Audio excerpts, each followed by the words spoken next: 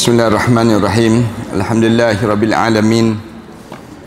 Wassalatu wassalamu ala asyrafil anbiya'i wal mursalin wa ala alihi wa sahbihi ajma'in. Subhanaka la ilma lana illa ma 'allamtana innaka antal alimul hakim. Ya alim 'allimna min ilmika kama tarda bihi 'anna. Ya halim khalliqna bi khuluqil hilmi wa haqqqiqna bi haqa'iqil ilmi. Allahumma akhrijna min zulumatil wahmi wa akrimna binuril fahmi waftah alaina bima'rifatil ilmi wa hassin akhlaqana bil hilmi wa sahhil lana abwaaba fadlik wa ansur alaina min khaza'ini rahmatik ya arhamar rahimin wa ya arhamar rahimin wa ya arhamar rahimin. Amma ba'd. Para hadirin yang dimati sekalian, alhamdulillah kita syukur pada Allah. Sekali lagi kita diberi peluang oleh Allah untuk kita meneruskan perbincangan kita tentang mengenai mengapa terjadinya kemarahan ataupun mengapa terjadinya berkobar-kobar perasaan marah berlaku dalam jiwa seseorang ini. Tuan kitab kita disebut di antara sebab-sebabnya mengapa senang terjadi kita marah ini, bila kita ni ada perasaan megah diri. Yang pertama, yang sebelum daripada ni, kita mula rasa megah pada diri kita ni. Kita rasa kita ada kelebihan tersendiri. Lalu waktu mana kita rasa diri kita ni ada kelebihan, lalu senang untuk kita nak jadi marah kalau orang pandang kita ni lemah. Ni cara benda di antara perkara mengapa kita jadi marah. Ataupun kerana kita ni ujub. Kita ujub pun sama juga. Jemaah sekalian ingat pada pengajian yang sudah akan kita sebut, ini di antara sebab kenapa orang jadi marah. Kerana dia rasa diri dia ni ada kelebihan. Bila dia rasa diri dia ada kelebihan, dia cepat jadi nak marah juga. Ataupun dia yang suka bergurau senda, suka bergurau ni pun penyakit datang pada diri kita. Ialah kita senang nak jadi marah. Islam dia bukan larang kita bergurau, tidak, tapi bila kita ni kerap sangat hidup bergurau, jadi cepat nak marah lah. Kita ni kan kalau segala benda orang nak bergurau, kita jadi cepat nak marah. Bila kita serius, kita nak sebut satu benda tu penting, tiba-tiba orang anggap benda tu benda yang gurauan, jadi cepat nak marah lah pada diri seseorang. Demikian juga bila kita ni suka memperolok-olokkan kata-kata orang. Bila kita suka memperolok-olokkan kata-kata orang pun kita cepat nak marah. Jadi nak marah pada kita. Ataupun kita suka bertengkar. Bila hidup kita ni semua tak kena, orang lain, kita je betul.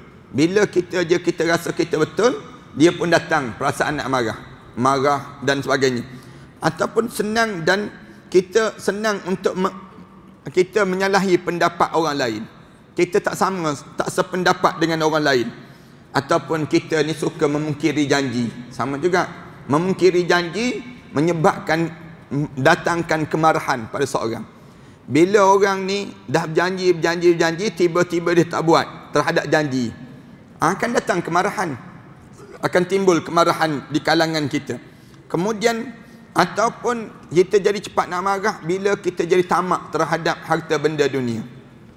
Tamak terhadap harta benda dunia pun jadi nak marah juga. Kemudian dalam hidup kita ni, ini di antara sebab-sebab mengapa berlaku kemarahan. Tuan kitab kita ni dia cerita dah pada pengajian yang sudah. Hari ni kita sambung, dia hurai terhadap semua yang disebut tadi. Dia mula hurai. Bila kita rasa tinggi diri ataupun tinggi diri pada kita, wajib kita hilangkan dengan jalan merendahkan diri ataupun tawaduk. Jemaah-jemaah sekalian, dalam diri kita ni bila kita rasa kita ni ada sesuatu, belajarlah untuk kita rasa tiada sesuatu. Begitu ada kita. Kita ni kan kita rasa ada lebih. Misalnya contoh, kita rasa kita ni lebih sesuatu apa dia, harta benda. Cuba kita belajar bahawa harta benda kita ni tak banyak mana pun. Allah bagi ni cukup-cukup untuk apa yang keperluan dalam hidup kita. Rasa rendah diri. Bila orang puji kita, kita balik semula pujian itu untuk Allah. Bukan pujian itu untuk diri kita. Tiap kali mana orang sebut kita ni cantik, kita ni lawa, kita ni ada rupa, misal contoh, kita sebut yang cantik ialah Allah. Yang ada rupa hanyalah Allah. Manakala kita dicipta dan dijadikan oleh Allah. Mulut kita sebut demikian. Hadza min fadli rabbi. Ini anugerah Allah untuk diri saya. Sebut demikian. Jadi belajar tawaduk. Jangan orang puji kita lagi mengembang kita ni. Lagi kita ni bila kena puji je, bila orang puji kita, mula kita ni melayang-layang kita ni. Mula berpijak bukan di bumi yang nyata. Yang ni jadi bahaya. Suatu hari orang tak puji. Bila orang tak puji, datang kemarahan. Tu tuan kita sebut demikian. Jangan kita ni hidup dengan pujian orang. Jangan. Hiduplah kita dengan keadaan diri kita sendiri. Kita kena rasa setiap benda yang ada pada kita ni anugerah Allah yang Allah telah kurniakan pada kita. Kemudian dalam hidup kita ni belajar untuk merendah diri. Ujub dikikiskan dengan bermakrifah pada pribadi sendiri. Siapa sebenarnya dia? Kalau kita ada perasaan ujub, cuba tengok balik diri kita. Sebenarnya kita ni apa? Orang kita rasa ujub ni sebab orang tak nampak je aib kita. Bila orang nampak aib kita, tentu kita tak boleh nak rasa ujub. Allah tutup je aib kita ni. Kalaulah Allah buka aib kita ni, nescaya kita tak rasa ujub yang patut kita ada pada diri kita. Kita sekarang ni orang puji luaran je kita ni.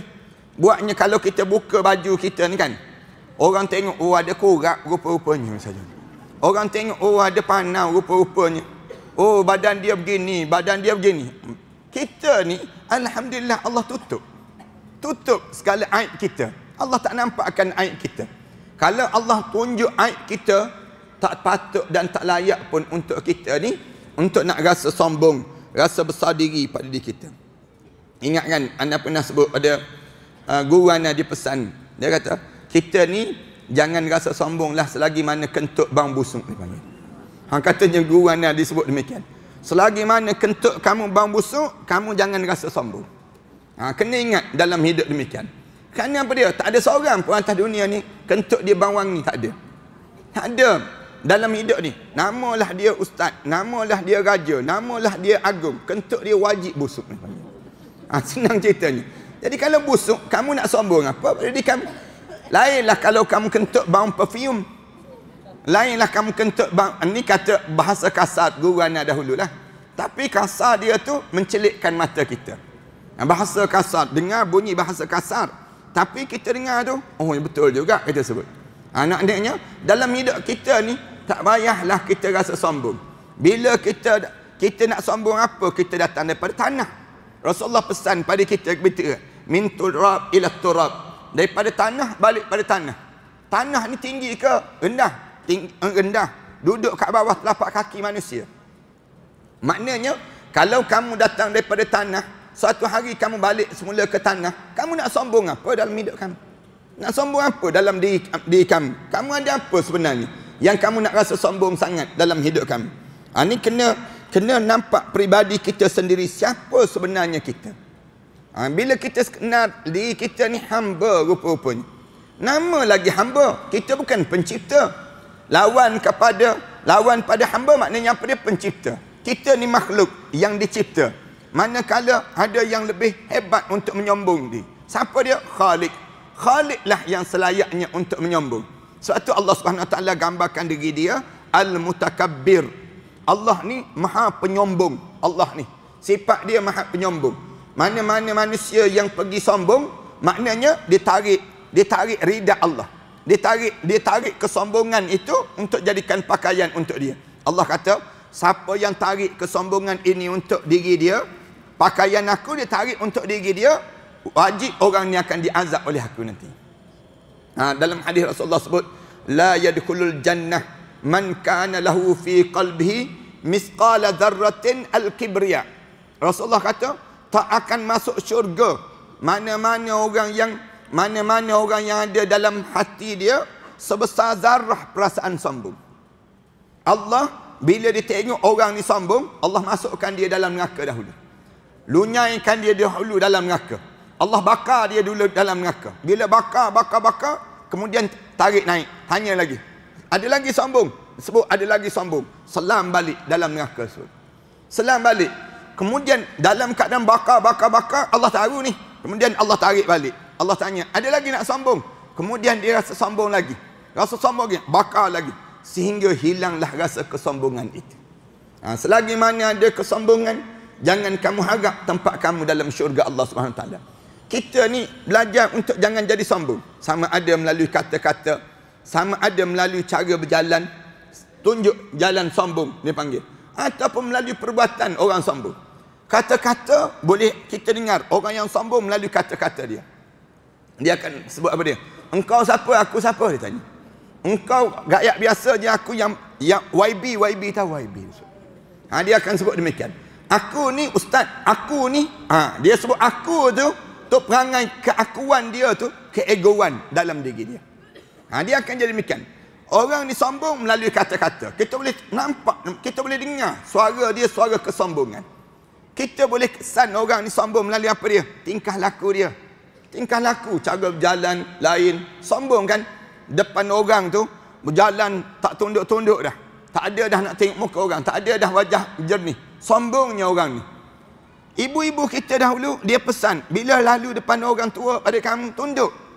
Kenapa jangan jadi nampak sombong pada diri kamu? Cara kita ni, diajar supaya jangan sombong.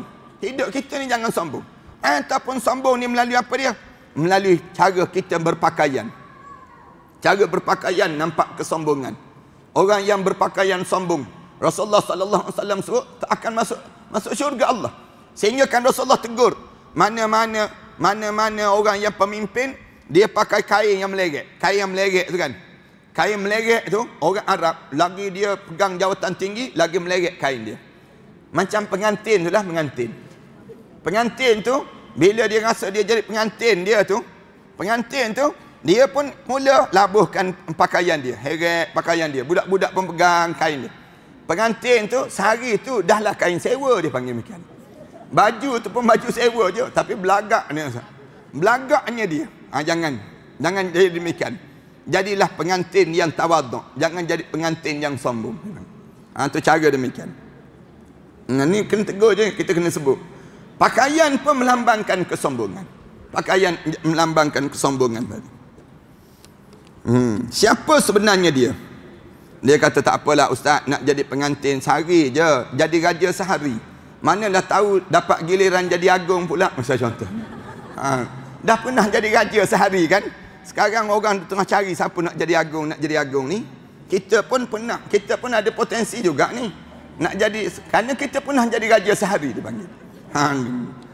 Boleh dipilih lah dia panggil. Dan dari apa yang ia diciptakan oleh Allah Ta'ala. Daripada yang dia sebenarnya, cuba kamu cek diri kamu tu Allah jadikan daripada mana? Daripada tanah je. Tanah tu pula tanah lumpur, bau busuk tanah tu hitam, tanah tu hitam. Allah, bila Allah nak jadikan Nabi Adam AS tu, Allah hantar malaikat. Kan kita baca dalam hadis Rasulullah, hadis riwayat Abu Hurairah radhiyallahu anhu, dia cerita Rasulullah kata, bila Allah nak jadikan Nabi Adam AS ni, Allah hantar malaikat ke bumi. Bagi tahu pada bumi, aku ni dihantar oleh Allah untuk diambil tanah ni untuk dijadikan manusia. Bumi kata jangan. Bumi sebut jangan ambil. Jangan ambil katanya bumi. Bumi sebut dilarang kerana kamu ambil dan tiada yang masuk neraka kerana aku. Bumi sebut demikian. Tak nak bagi. Bagi malaikat ni balik menghadap depan Allah. Allah tahu ni. Kan dalam hadis Rasulullah cerita yang ni panjang, cerita kejadian asal usul kejadian manusia. Kemudian Allah hantar lagi malaikat yang lain pula. Datang malaikat yang lain. Ulama kata malaikat Jibril mula-mula, kemudian malaikat Mikail datang, kemudian malaikat Israfil datang nak ambil tanah. Nak ambil daripada tanah ni, nak buat manusia ni. Tanah bumi ni kata jangan ambil. Kerana nanti akan ada masuk neraka daripada aku juga. Katanya demikian. Bumi ni sebut jangan ambil. Marah, pulang balik. Bila pulang, lalu Allah arahkan malaikat maut. Malaikat maut, kamu pergi ambil tanah dan bagi tahu di waktu ini bahawa aku nak buat manusia. bumi, malaikat maut pun datang. Dalam hadis Abu Hurairah radhiyallahu anhu disebut, bila bagi jumpa dengan bumi, bumi kata jangan ambil. Jangan ambil, aku tak benar akan ambil. Nanti akan ada masuk neraka. Malaikat Israel ni sebut pada bumi, bumi, antara engkau dengan Tuhan, layak aku sembah Tuhan daripada sembah engkau. Aku diarahkan oleh Allah untuk mengambil daripada kamu. Oleh kerana aku diarahkan oleh Allah, aku taat pada perintah Allah, bukan aku taat pada kamu. Dia marah terus pada bumi. Bumi senyap terus. Bumi senyap terus. Malaikat maut. Ulama-ulama ini disebut dalam hadis Rasulullah ni cerita. Bila bumi pun ambil. Bumi kata, boleh nak ambil. Ambillah tanah. Ambil tanah daripada mana? Lumpur yang hitam bau busuk. Kemudian ambil daripada itulah. Allah sebut. Oleh kerana itulah malaikat maut ni jadi malaikat yang cabut nyawa manusia. Cabut nyawa manusia, malaikat Israel ni. Kerana di kalangan malaikat-malaikat yang berani tengking balik bumi ialah malaikat Israel. Malaikat Israel. Kemudian lepas itu diserah pada Allah. Daripada situlah dijadikan Nabi Adam AS. Daripada tanah itulah. Hadis ni hadis tuan-tuan boleh tengok balik dalam kitab Al-Budur Safirah fi Ahwal Akhirah yang dikarang oleh Imam Qurtubi rahimahullah, cerita tentang asal usul kejadian bagaimana manusia ini sendiri. Ini asal kejadian kita. Nak gambarkan tentang, cuba kita cek balik. Nabi Adam AS ni mula diciptakan oleh Allah. Lepas pada tu barulah keluar Hawa AS.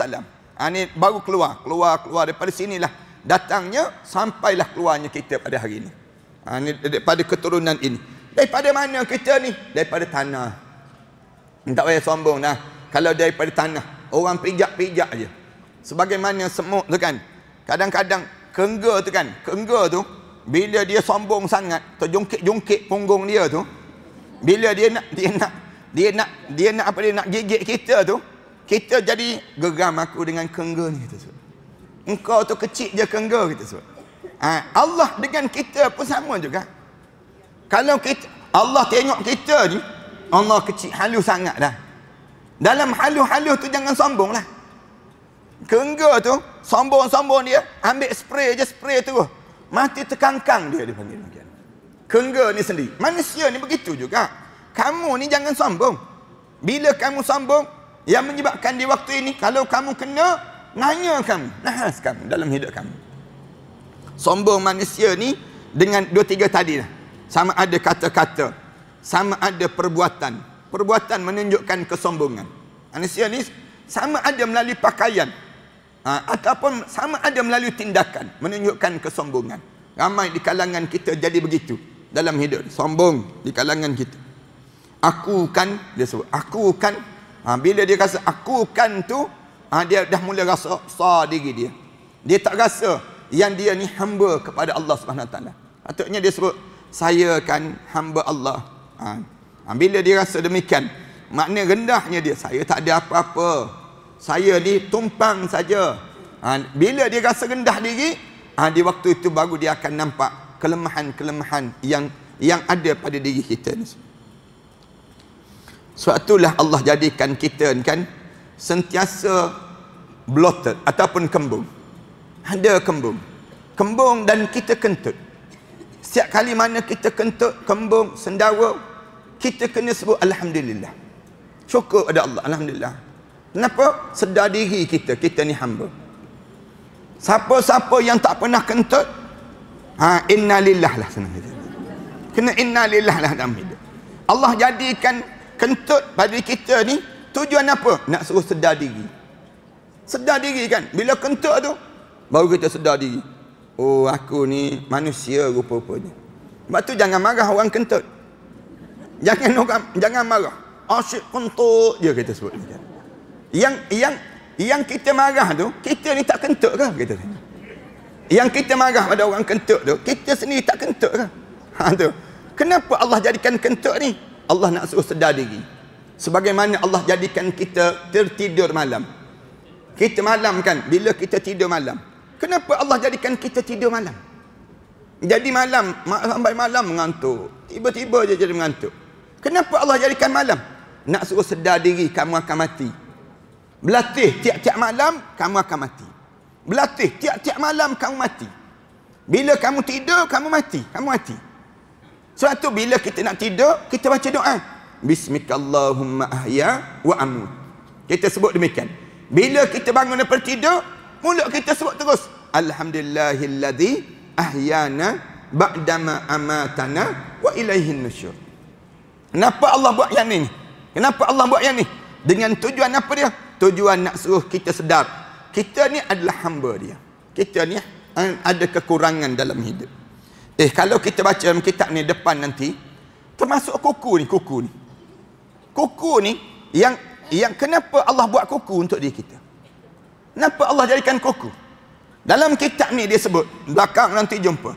Antara sebab Allah nak suruh kita garu gatal. Garu gatal kita ni. Kita ni kan cuba kita suruh orang garu kat belakang kita. Tak jumpa je gatal kita tak. Suruh orang garu belakang ni, gatal ni misal contoh ni. Suruh garu kat belakang tu, garu gatal kita. Bawah lagi kita. Bawah, atas sikit kita. Suruh suami kita ke isteri kita buat demikian.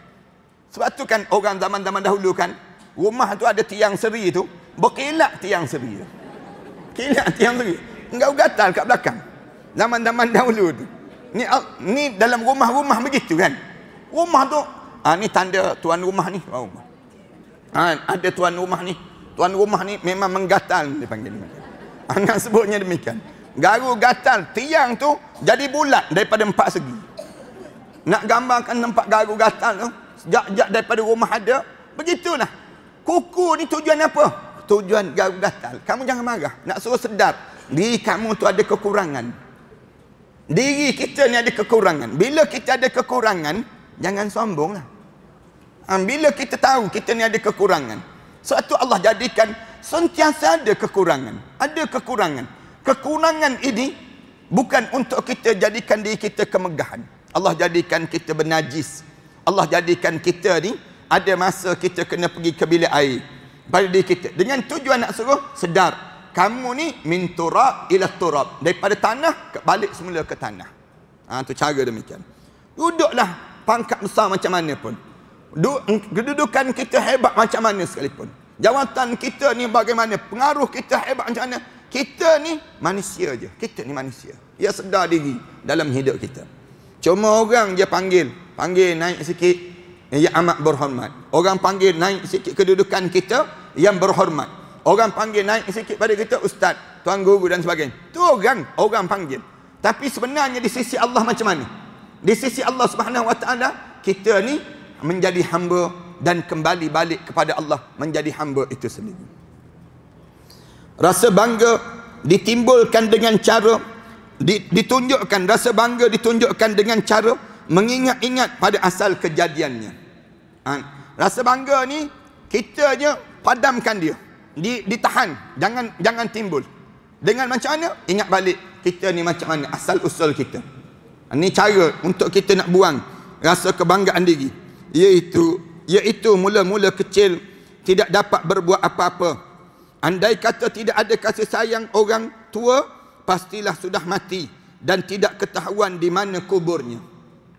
Kita ni kalaulah Allah tak timbulkan rasa kasih dan sayang daripada mak ayah kita ni pada diri kita, lama dah kita mati, tak tahu kat mana dah kita ni. Boleh jadi dalam longkang, tak tahu kita ni. Boleh jadi dalam apa dia? Dalam tong sampah, tak tahu kita ni. Tapi Allah timbulkan rasa kasih sayang pada hati mak ayah kita. Sayangnya mak kita pada kita. Padahal kita kecil je pada diri kita. Keluar tu sebut, kita keluar ni dalam keadaan berlumur darah. Mak kita ni cium kita. Sayang pada kita. Dia riba tu. Tengah-tengah dia riba tu, kita kentut atas dia. Kita buang air atas dia. Kita kencing atas dia. Sayang begitulah mak kita dengan kita. Kita tengah-tengah dia mandikan kita tu. Tengah-tengah dia mandikan kita ni. Kita menangis tu, dia cium lagi kita. Allah sayangnya mak kita dengan kita. Padahal patut-patutnya bila dia tengah mandi kita, kemudian kita menangis, menggelupur dalam besen tu misal contoh. Ambil penampar je sekali patutnya. Patutnya demikian. Tapi tak, mak kita tengah-tengah menangis kita tu, cium kita, basah baju-baju mak kita ni. Mak kita ni tak tidur malam. Tak tidur malam. Bila kita demam tu, mak kita turut demam dengan demamnya kita. Siapa yang timbulkan begitu dalam hati dia kalau tidak Allah? Allah yang timbulkan hati dalam jiwa ibu kita ni, perasaan demikian. Perasaan apa dia? Perasaan kasih dan sayang yang Allah timbulkan itu. Kalau tidak, tak tahu kat mana dah kubur kita. Atau mungkin hanya dilemparkan ke sungai saja kita. Geram-geram sangat, rumah tepi sungai pula misalnya contoh. Rumah tepi sungai, nangis, angkat dia kita bom dalam sungai. Nak gambarkan, kalau kitanya begitu asal usul kitanya. Ataupun dalam tong sampah dia sebut. Ataupun dalam bekas-bekas sampah saja kita.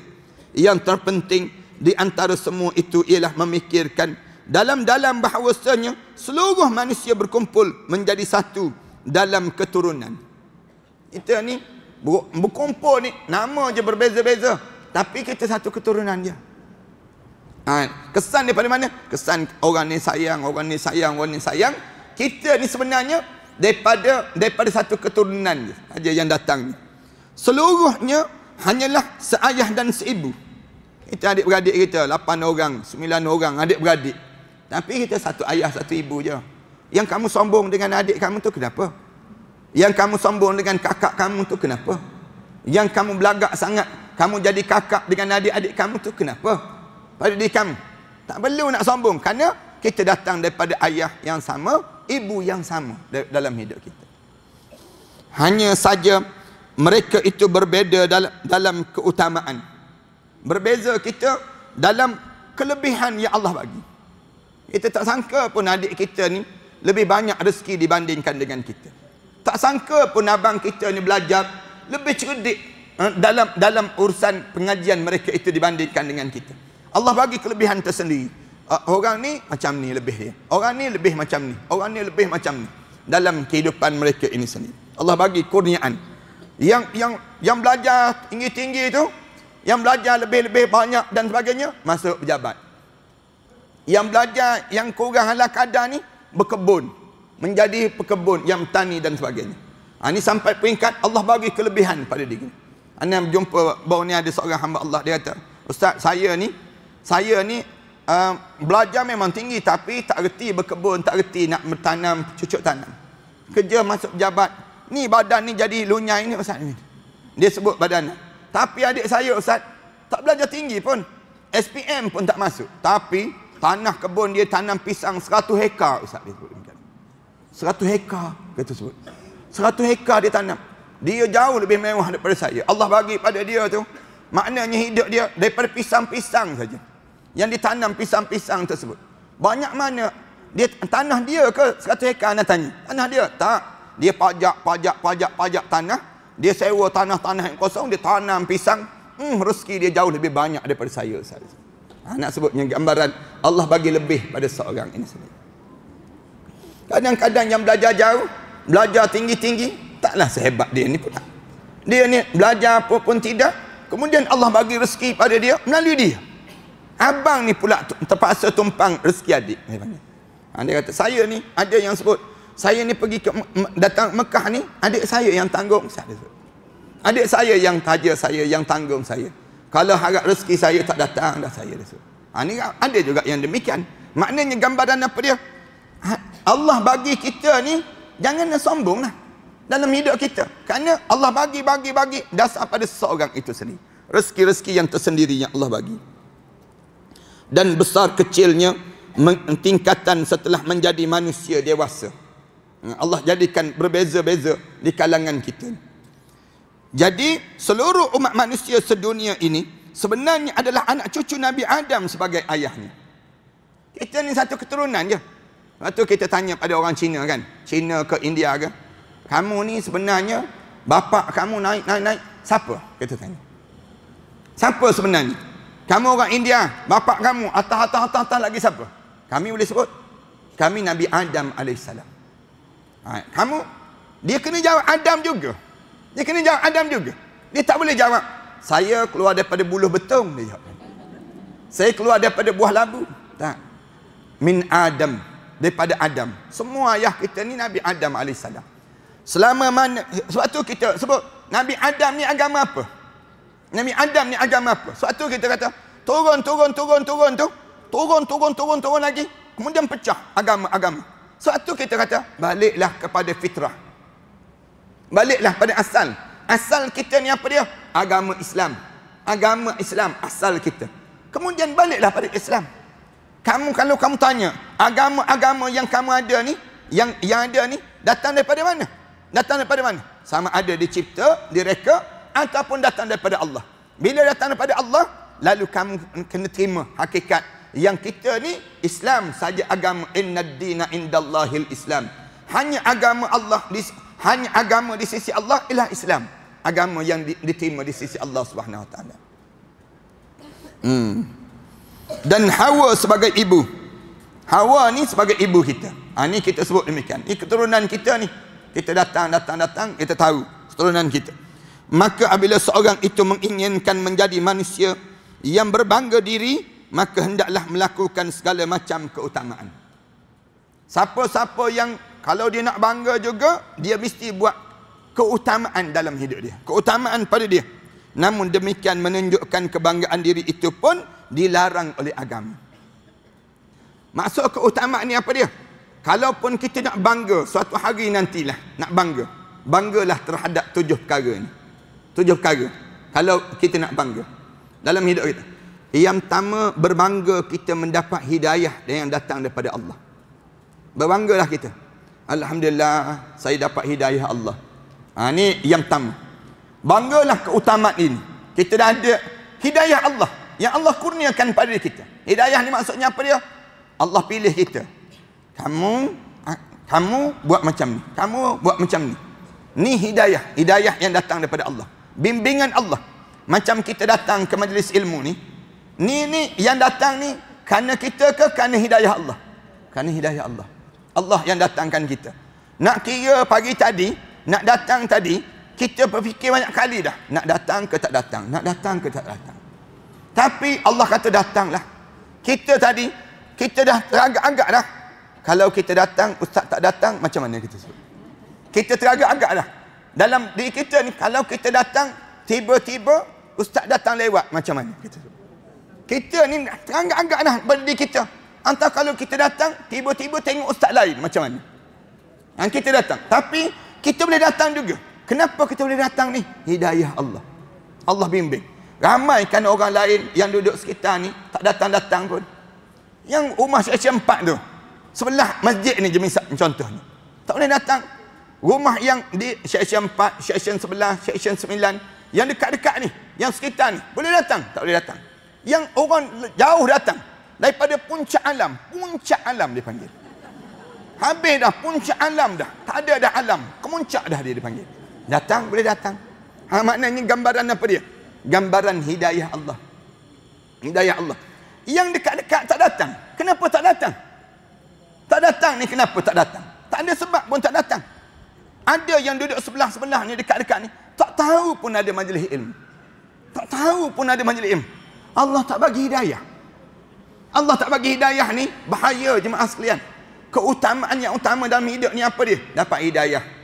Dapat hidayah. Maknanya Allah bimbing diri kita. Pergilah belajar. Duduklah baca Quran. Bangunlah tahajud. Kemudian Allah ni tolak kita nak suruh kita buat benda yang Allah sayang. Itu hidayah. Yang pertama. Yang kedua, biar kita dapat keberkatan dalam hidup kita. Keberkatan daripada yang Allah kurniakan. Biar dalam hidup kita ni rezeki kita berkat, rumah tangga kita berkat. Segala ni keutamaan dalam hidup. Sebab tu pagi-pagi dalam solat kita baca wa barik lana fi ma a'tait. Ya Allah, tolong berkatlah pada kami dengan setiap apa yang kamu kurniakan. Rumah tangga biar berkat. Kemudian rezeki biar berkat. Kemudian apa dia? Umur biar berkat. Untuk apa rumah tangga kita besar? Rumah kita besar tapi penuh hantu raya dalam rumah dia panggil. Untuk apa dalam hidup kita rezeki yang banyak tapi tiap-tiap hari SPRM telefon kita? Duit ni datang daripada mana? Duit ni daripada mana? Ini dipanggil keberkatan dalam hidup. Dua ni yang kedua. Yang ketiga, biar dapat kerahmatan. Rahmat Allah. Sebab tu dalam doa kita sebut Allahumma arhamni fa innaka bina rahim. Ini keutamaan dalam hidup ni, biar dapat rahmat dipanggil. Rahmat maksudnya apa dia? Rasa kasih dan sayangnya Allah pada kita. Kesian belas Allah untuk diri kita. Kesian kita ni, ya Allah tolonglah kesian pada aku ya Allah. Dalam bilion manusia ni atas muka bumi ni, aku ni ya Allah kamu tolong kesian ya Allah. Nak kira aku ni layak macam Nabi Muhammad, tak sampailah tahap itu ya Allah. Nak kata aku ni dengan sahabat-sahabat jauh ya Allah. Tapi aku nak syurga kamu ya Allah. Ini rahmat dipanggil. Allah pun turun rahmat dalam hidup kita. Kasih sayang tu. Datang anak-anak kita sibuk tanya, Umi sihat tak sihat hari ni? Telefon pada kita, Abi kat masjid mana hari ni? Zuhur kat mana hari ni? Sibuk anak-anak kita ni, nampak rasa kasih sayang. Anak menantu kita ni sibuk dengan diri kita, jaga diri kita ni dalam hidup kita. Macam mana supaya kita husnul khatimah dalam hidup kita? Ini dipanggil rahmat Allah yang sedang mencurah-curah turun dalam kehidupan kita. Yang keempat, tolong dapatkan ilmu biar banyak. Ilmu tiap-tiap hari ni keutamaan. Allah muliakan kita bukan harta yang banyak, tapi Allah muliakan kita dengan ilmu yang banyak. Ilmu ni sentiasa menambah ilmu. Dalam hidup kita jangan malas nak menuntut ilmu. Duduk je cari je majlis ilmu. Allah di Shah Alam ni banyaklah majlis-majlis ilmu. Tinggal lagi kita rajin malas je. Rajin tu pun malas je pada kita. Masjid-masjid ada kuliah, sana ada kuliah. Maknanya dalam hidup kita ni sentiasa ada orang yang mengajar. Ni satu nikmat dalam hidup kita. Baki lagi kita nak dapat ke tak dapat pada diri kita. Ilmu biar jadi banyak. Yarfa'illahu alladhina amanu minkum walladhina utul ilma darajat. 5 kan? Ni nak sebutnya kelebihan. Yang keenam, biar kita dapat. Yang kelima, maknanya betul tu. Yang kelima, biar kita dapat keampunan Allah. Keampunan yang datang daripada Allah. Biar ni keutamaan ni dalam hidup ni, mengejar apa? Mengejar keampunan. Kita je tiap-tiap hari ada dosa, ada aja buat dosa. Jadi dalam dosa kita ni, sebelum tidur hapuskan dosa. Sebelum kita menghadap depan Allah Subhanahu Wa Taala, kita dalam keadaan yang Allah mengampunkan dosa-dosa kita. Dosa besar kita, dosa kecil kita, dosa yang nampak dan dosa yang tak nampak. Maknanya kita minta ampun pada Allah. Sepanjang dalam hidup kita ni, hidup dalam keadaan demikian. Minta ampun dan minta ampun pada Allah. 5. Yang keenam, kita kena kejar dapatkan keikhlasan. Keikhlasan dalam kehidupan kita, setiap amalan yang kita kerjakan. Ini keutamaan. Kalau ditanya tadi kan, maknanya biar kita dapat yang disebut dengan segala macam keutamaan. Keutamaan tu maksudnya apa dia? Keikhlasan. Biar kita jadi ikhlas. Datang dengan kuliah. Orang tanya, kenapa datang dengan kuliah? Kerana Allah. Saya datang kerana Allah. Bila orang tanya, kenapa datang dengan kuliah? Kerana jamuan disediakan. Jamuan disediakan rupa-rupanya. Dia datang tu kerana tu. Jangan dalam hidup kita demikian. Orang tanya, kenapa kita ni buat suatu benda? Saya buat kerana Allah. Kita sebut demikian. Ini keikhlasan. Segala benda, tak ada kita berubah muka kita. Orang puji ke, orang keji ke, sama je muka kita. Tak adalah berubah muka kita ni. Tanda ikhlas tu. Bila orang puji, tak berubah pun muka kita. Bila orang keji, tak berubah pun muka kita. Sama je. Tanda ikhlas. Tu hebat dalam hidup. Ada orang kena puji, kembang kempis hidung dia. Kena puji. Bila kena keji, merah telinga. Tanda kamu tak ikhlas. Ada benda yang sedang terjadi dalam hidup kamu. Nak jadi ikhlas ni senang ke susah? Susah. Susah dalam hidup. Susah tak susah tu sampai turun surah Al-Ikhlas. Susahnya nak jadi ikhlas. Ikhlas kerana Allah. Dan yang akhir sekali, keutamaan ini apa dia? Hidup atas dunia ni, yang ketujuh, dapatkan yang disebut kita sedang menunggu husnul khatimah. Husnul khatimah ni keutamaan dalam kehidupan. Tujuh ni biar kita dapat. Dalam hidup kita ni biar kita dapat tujuh ni. Dipanggil kita sedang mengejar tujuh ni. 7 benda ni tiap-tiap hari dapatkan yang ni. Pada diri kitanya nak suruh kitanya biar kita ni bernilai dalam kehidupan kita. Husnul khatimah. Buat apa harta benda banyak, mati dalam keadaan su'ul khatimah? Buat apa kita rumah besar, mengikut ramai, kemudian kenderaan mewah, segala benda ada, tapi bila mati su'ul khatimah. Na'udzubillah min dzalik. Silaplah dalam hidup kita. Biar kita ni, bila kita meninggal dunia, kita sedang menunggu nikmat ni. Nikmat apa dia? Nikmat husnul khatimah. Ini keutamaan yang perlu kita dapat dalam hidup kita. Namun demikian menunjukkan kebanggaan diri itu pun dilarang oleh agama. Kalau nak bangga, yang ni banggalah. Syukurlah pada Allah. Kalau tak dapat yang ni, kitanya tanpa menyebarluaskan segala kebanggaan tadi. Bangga kita ni, tanda kita bangga dalam agama ni macam mana? Alhamdulillah. Tanda kita sebut Alhamdulillah. Alhamdulillah sepanjang masa. Akhirnya seluruh umat pasti akan mengetahui sebagaimana halnya orang yang kaya raya. Sekalipun tidak ditunjukkan sampai seberapa jumlah hartanya, akhirnya umat akan mengetahui bahawa si fulan itu betul-betul seorang hartawan. Kerana kita bukan berbangga pun. Kita tak ada kebanggaan, tapi Allah bagi tahu pada orang ramai. Orang tu Allah kurniakan rezeki banyak ni. Walaupun kita senyap-senyap je, tak tunjuk pun, tapi orang tahu. Orang ni Allah bagi rezeki ni. Allah bagi kelebihan pada dia ni. Kita boleh cam daripada diri dia. Tingkah laku dia tadi. Adapun membanggakan diri dengan gembar-gembur apa yang dibanggakan itu juga ujub dipanggil. Bila kita nak tunjuk-tunjuk yang kita ada, yakni merasa takjub pada dirinya sendiri kerana merasa melebihi semua orang, dan pula berlaku takabur. Kita dah mula menjadi sombong, bongkak dan juga sombong. Maka semua itu adalah sifat-sifat yang amat rendah, dan itu pula yang merupakan asal mula sebab yang menyebabkan berkobarnya kemarahan pada seorang. Daripada sinilah datangnya perasaan marah. Marah tu datang bila kita dah mula sombong dan mula kita dalam keadaan yang kita tak sedar asal usul kita. Bila orang pelekehkan kita, mula marah tu. Mula marah. Bahkan pokok daripada segala macam sebab tersebut, andai kata seorang itu tidak memiliki sifat yang rendah itu sekalipun, tetap juga tidak ada kelebihan yang diperolehi, dan tiada pula hal yang melebihi dirinya daripada diri orang lain. Tetapi kalau ada satu sifat saja daripada beberapa sifat yang rendah tersebut berjangkit pada seseorang, maka jelaslah bahawa orang tadi jauh lebih hina daripada yang lain. Masalah ini penting sekali untuk diperhatikan dan direnungkan dengan sungguh-sungguh pada dirinya sendiri. Sekarang marilah kita menginjak pula pada masalah mizah dipanggil. Mizah maksudnya bergurau senda.